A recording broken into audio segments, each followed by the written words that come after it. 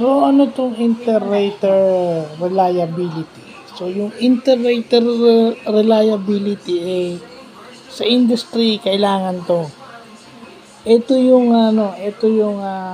extend na nagkakapare-pareho yung assessment ng mga raters, inspectors, or coders.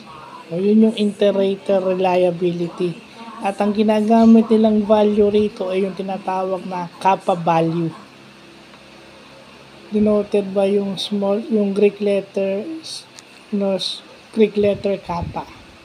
So, or yung kappa coefficient. So, yun, in-explain na natin. Kasi sa industry, kailangan yan yung kappa coefficient o yung inter-rater reliability. Kasi madaming raters sa company. Pero ano yung extent na magkakapareho o halos tugma yung kanilang assessment? Kasi dun mo malalaman na reliable yung kanilang ginagawa. So, ang example lang daw nito is yung may pass or fail rating.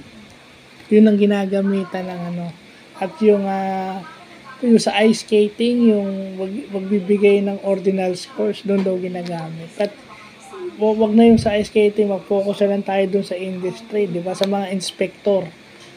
Diba? Yun yung tatawag na inter-rater. Kasi iba-ibang rater yun.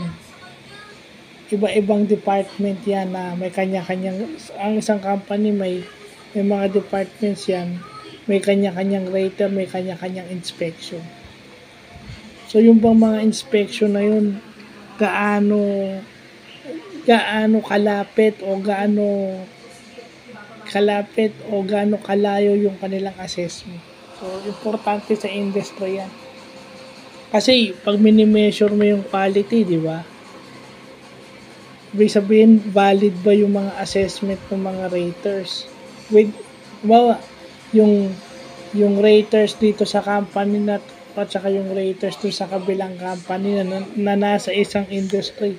Gaano kalapit yung pagre-rate nila sa isang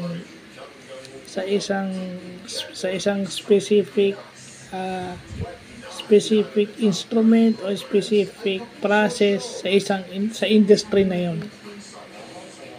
So doon yun ang magdedetermine ng quality kung paano ka i-rate, paano ka i-judge.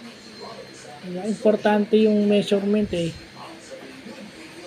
reliable pa ba, pasado pa ba to sa industry standard? So yung mga ganun.